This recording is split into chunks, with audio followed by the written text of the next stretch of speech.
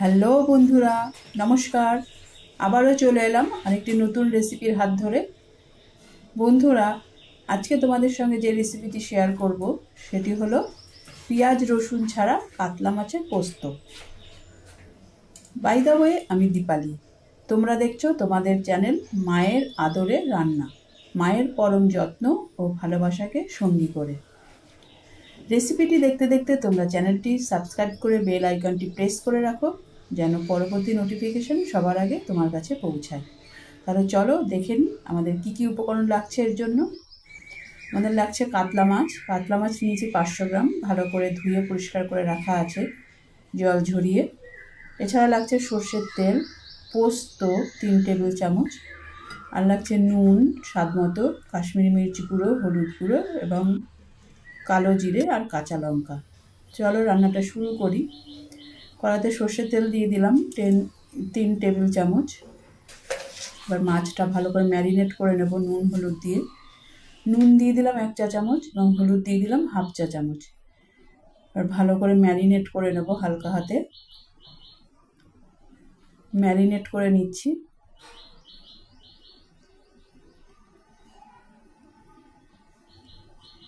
তোমরা রেসিপিটি দেখতে দেখতে চ্যানেলটি সাবস্ক্রাইব করে বেল আইকনটি প্রেস করে রাখো, যেন পরবর্তী নোটিফিকেশন সবার আগে তোমার কাছে পৌঁছায়। তোমাদের আমার এই প্রয়াস কেমন লাগছে তা কমেন্ট করে অবশ্যই জানাবে। আমাদের ম্যারিনেট করা হয়ে গেছে, এবার মাছগুলো ভেজে নেব। এদিকে আমাদের তেলও গরম হয়ে গেছে। একটা একটা করে মাছ দিয়ে দেবো তেলের মধ্যে, সাবধানে। মাছ দিয়ে দিচ্ছি একটা একটা করে।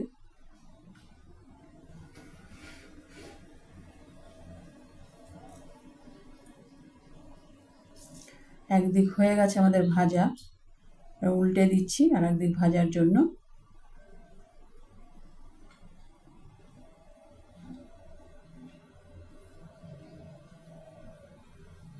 মাছটা একটু কড়া করেই ভাজতে হবে। আমাদের মাছ ভাজা হয়ে গেছে, এবার মাছগুলো তুলে নিচ্ছি।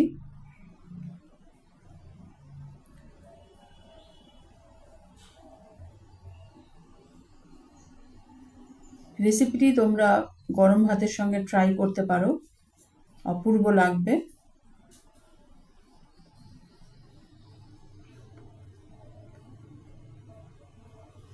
মাছ সব তুলে নিয়েছি কড়া থেকে। এবার এই তেলেই আমরা রান্নাটা কমপ্লিট করব। এর মধ্যে দিয়ে দিলাম 1/2 চা চামচ কালো জিরে। এবার এর মধ্যে জল দিয়ে দেব। জল দিয়ে দিলাম 500 ml। এবার এর মধ্যে হলুদ গুঁড়ো দিয়ে দেবো 1/2 চা চামচ। হলুদ গুঁড়ো দিয়ে দিয়েছি, এবার ভালো করে মিশিয়ে দিচ্ছি জলের সঙ্গে। চিনি দিয়ে দিলাম 1 চা চামচ। এবার এটা আমরা ঢেকে রাখবো 2 মিনিট হাই ফ্লেমে। জলটা ফোটার অপেক্ষা করব। জল ফুটে গেছে, এবার আমরা এর মধ্যে ভাজা মাছগুলো দিয়ে দেব। ভাজা মাছগুলো দিয়ে দিচ্ছি আস্তে আস্তে একটা একটা করে।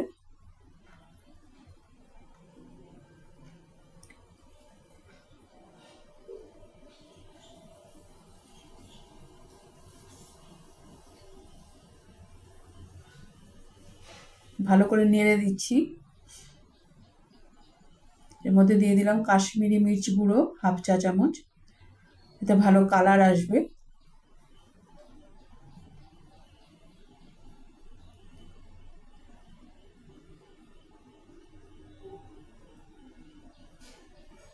এবার আমরা ঢেকে রেখে দেবো 5 মিনিট মিডিয়াম টু হাই ফ্লেমে, মাছটা সেদ্ধ হওয়ার জন্য। 5 মিনিট হয়ে গেছে, ঢাকনা খুলে দিয়েছি।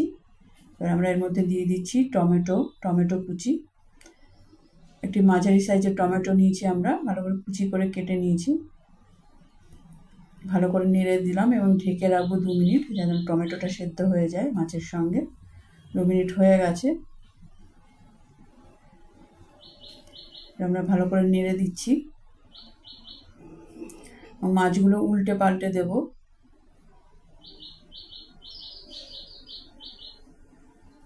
এভাবে হালকা হাতে উল্টে দিতে হবে মাছগুলোকে। আর এর মধ্যে আমরা একটু নুন দিয়ে দিলাম, আমার মনে হলো একটু নুন দরকার আছে। এবার আমরা পোস্ত বাটা দিয়ে দেবো। পোস্তর সঙ্গে আমরা কাঁচা লঙ্কা দিয়ে পেস্ট করে নিয়েছি মিক্সিতে, সেটা দিয়ে দিলাম।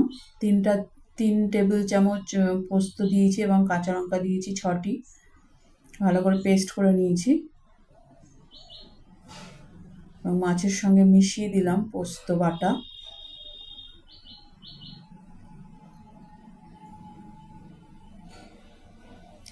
এবার এর মধ্যে আমরা দিয়ে দেব ধনেপাতা কুচি। ধনেপাতা কুচিও ভালো করে মিশিয়ে দিচ্ছি মাছের সঙ্গে এবং 1 চা চামচ সর্ষের তেল অবশ্যই দেব। এবার আমরা ঢাকা দিয়ে রেখে দেব 2 মিনিট মিডিয়াম ফ্লেমে। এই সর্ষের তেলই এই রেসিপিটাকে একটা অন্য মাত্রায় নিয়ে যাবে। সর্ষের তেল কিন্তু মাস্ট দিতেই হবে। এবার ভালো করে নেড়ে দিচ্ছি। আমাদের অলমোস্ট রেডি পেঁয়াজ রসুন ছাড়া কাতলা পোস্ত।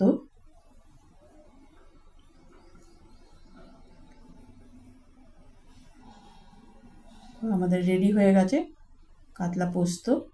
এবার আমরা এটা সার্ভ করে দেব।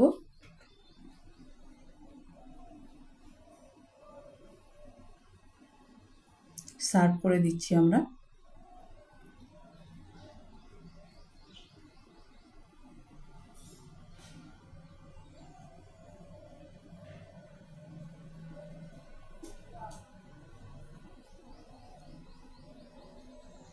গ্রেভিটা মাছের ওপর দিয়ে দিলাম।